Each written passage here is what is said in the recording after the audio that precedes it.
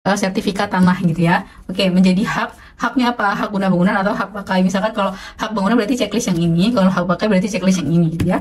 Untuk melengkapi persyaratan perubahan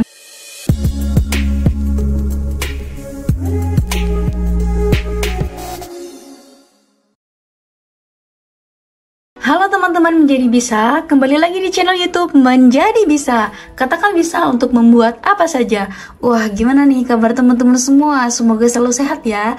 Nah, di segmen kali ini Mimin akan membagikan tutorial pengisian formulir surat pernyataan yang digunakan untuk melengkapi persyaratan perubahan hak. Hak apa tuh? Hak atas tanah berubah menjadi hak guna bangunan atau hak pakai nih teman-teman.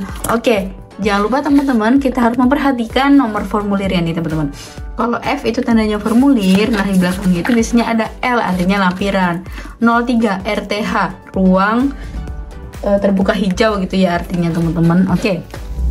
Kita langsung aja ke tutorialnya teman-teman. Di sini teman-teman menyatakan isi pemilik tanah yaitu atas namanya misalkan Hamdi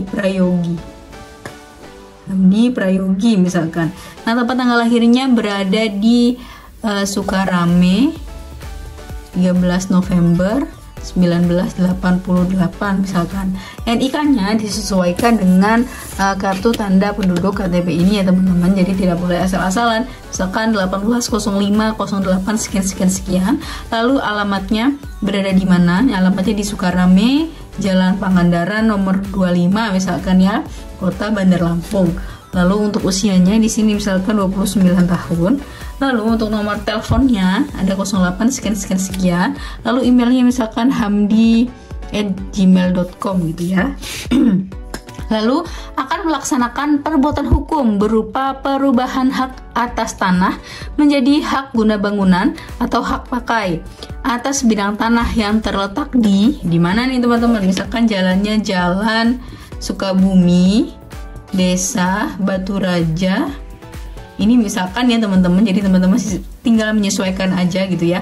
Kecamatan Sukarame, Kabupaten Kota Bandar Lampung misalkan.